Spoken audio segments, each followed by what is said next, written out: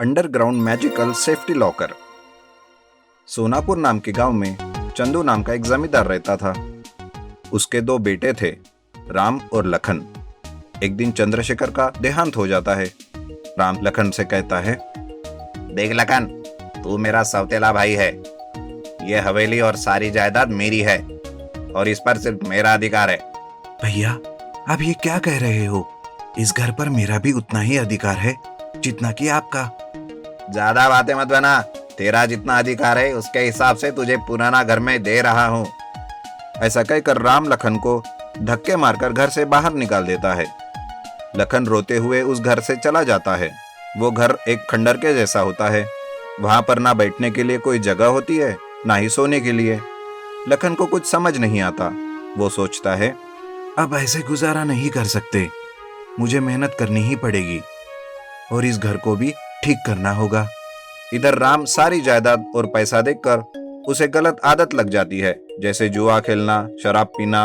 लेकिन लखन मेहनत करके रोजी रोटी कमाने लगता है।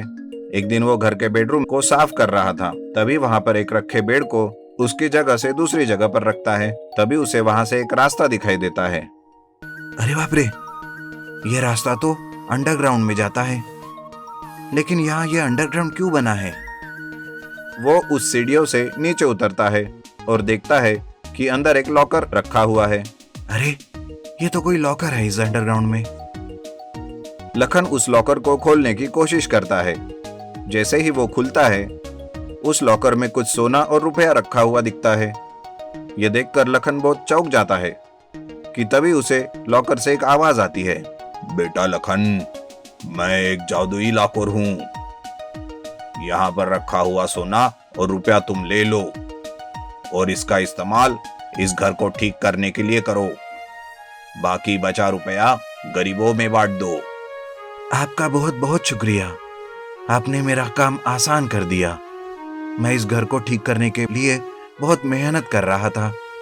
मुझे पता है तुम बहुत मेहनती हो, लेकिन जब भी तुम्हें कभी किसी चीज की जरूरत हो तो मेरे पास ही आना। लखन वो रुपए लेकर ऊपर आता है और अपने घर को ठीक करवाने में लगाता है। वो अच्छे कपड़े खरीदता है और बचे हुए रुपयों से गरीबों की मदद करता है। इधर राम उसकी गलत आदतों की वजह से पैसा जल्दी जल्दी खत्म होने लगता है। उसने पैसों के लिए अपना घर भी बेच दिया था। वो सोचता है, सुना है लखन बहुत पैसे कमा रहा है, क्यों ना मैं उसके पास जाऊं। राम ये सोचकर लखन के पास जाता है। लखन, मेरे भाई, मुझसे बहुत बड़ी गलती हुई है। मुझे माफ कर दे और अब मुझे अपनी शरण में ले ले मेरे भाई। अरे नहीं नहीं भाई, आप मुझसे बड़े हो और इस घर पर आपका भी पूरा अधिकार है। आप यही मेरे साथ रहो।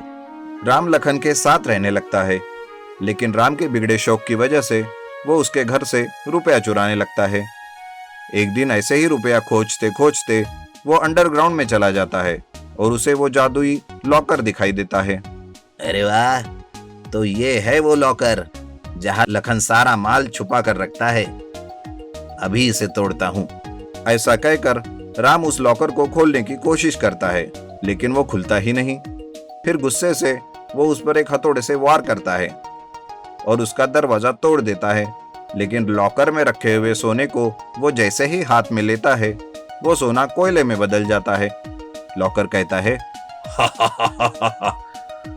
तू कितनी भी कोशिश कर तुच्छे इंसान, इस सोने का उपयोग करने के लिए सबसे पहले तुझे अच्छा इंसान ही बनना होगा। राम बहुत कोशिश करता है, लेकिन जब भी वो सोने को हाथ लगाता है, वो सोना कोयले में ही बदल जाता है और वो सोना ले ही नहीं पाता। उस घर को वो हमेशा के लिए छोड़कर चला जाता है। Underground magical safety locker. Sonapur नाम के गांव में चंदू नाम का एक जमींदार रहता था।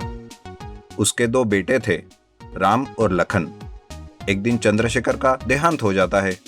राम लखन से कहता है, देख लखन, तू मेरा सौतेला भाई है। यह हवेली और सारी जायदाद मेरी है और इस पर सिर्फ मेरा अधिकार है। भैया, आप ये क्या कह रहे हो? इस घर पर मेरा भी उतना ही अधिकार है जितना कि आपका। ज्यादा बातें मत बना। तेरा जितना अधिकार है उसके हिसाब से तुझे पुराना घर में दे रहा हूँ। ऐसा कहकर राम लखन को धक्के मारकर घर से बाहर निकाल देता है। लखन रोते हुए उस घर से चला जाता है। वो घर एक खंडर के जैसा होता है। वहां पर ना बैठने के लिए कोई जगह होती है, ना ही सोने के लिए। लखन को कुछ समझ नहीं आता। वो सोचता है, अब ऐसे गुजारा नहीं कर सकते, मुझे मेहनत करनी ही पड़ेगी और इस घर को भी ठीक करना होगा। इधर राम सारी जायदाद और पैसा देखकर उसे गलत आदत लग जाती है, जैसे जुआ खेलना, शराब पीना। लेकिन लखन मेहनत करके रोजी रोटी कमाने लगता है। एक दिन वो घर के बेडरूम को साफ कर रहा था। तभी वहां पर एक रखे बेड को उसकी जगह से दूसरी जगह पर रखता है। तभी उसे वहां से एक रास्ता दिखाई देता है। अरे बाप रे, ये रास्ता तो अंडरग्राउंड में जाता है, लेकिन यहाँ ये अंडरग्राउंड क्यों बना है? वो उस सीढ़ियों से नीचे उतरता है और देखता है कि अंदर एक लॉकर रखा हुआ है। अरे, ये तो कोई लॉकर है इस अंडरग्राउंड में। लखन उस लॉकर को खोलने की कोशिश करता है। जैसे ही वो खुलता है, उस लॉकर में कुछ सोना और रुपया रखा हुआ दिखता है। यह देखकर लखन बहुत चौंक जाता है कि तभी उसे लॉकर से एक आवाज आती है, बेटा लखन, मैं एक जादुई लॉकर हूं। यहाँ पर रखा हुआ सोना और रुपया तुम ले लो और इसका इस्तेमाल इस घर को ठीक करने के लिए करो। बाकी बचा रुपया गरीबों में बांट दो। आपका बहुत बहुत शुक्रिया, आपने मेरा काम आसान कर दिया। मैं इस घर को ठीक करने के लिए बहुत मेहनत कर रहा था। मुझे पता है तुम बहुत मेहनती हो, लेकिन जब भी तुम्हें कभी किसी चीज की जरूरत हो तो मेरे पास ही आना। लखन वो रुपए लेकर ऊपर आता है और अपने घर को ठीक करवाने में लगाता है। वो अच्छे कपड़े खरीदता है और बचे हुए रुपयों से गरीबों की मदद करता है। इधर राम उसकी गलत आदतों की वजह से पैसा जल्दी जल्दी खत्म होने लगता है। उसने पैसों के लिए अपना घर भी बेच दिया था। वो सोचता है, सुना है लखन बहुत पैसे कमा रहा है, क्यों ना मैं उसके पास जाऊं। राम ये सोचकर लखन के पास जाता है।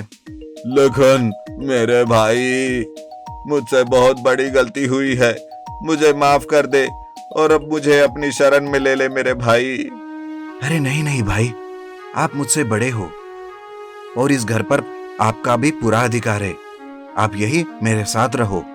राम लखन के साथ रहने लगता है, लेकिन राम के बिगड़े शौक की वजह से वो उसके घर से रुपया चुराने लगता है। एक दिन ऐसे ही रुपया खोजते खोजते वो अंडरग्राउंड में चला जाता है और उसे वो जादुई लॉकर दिखाई देता है। अरे वाह, तो ये है वो लॉकर जहां लखन सारा माल छुपा कर रखता है। अभी इसे तोड़ता हूँ। ऐसा कहकर राम उस लॉकर को खोलने की कोशिश करता है, लेकिन वो खुलता ही नहीं। फिर गुस्से से वो उस पर एक हथौड़े से वार करता है और उसका दरवाजा तोड़ देता है। लेकिन लॉकर में रखे हुए सोने को वो जैसे ही हाथ में लेता है, वो सोना कोयले में बदल जाता है। लॉकर कहता है, तू कितनी भी कोशिश कर तुच्छे इंसान, इस सोने का उपयोग करने के लिए सबसे पहले तुझे अच्छा इंसान ही बनना होगा। राम बहुत कोशिश करता है, लेकिन जब भी वो सोने को हाथ लगाता है, वो सोना कोयले में ही बदल जाता है और वो सोना ले ही नहीं पाता। उस घर को वो हमेशा के लिए छोड़कर चला जाता है।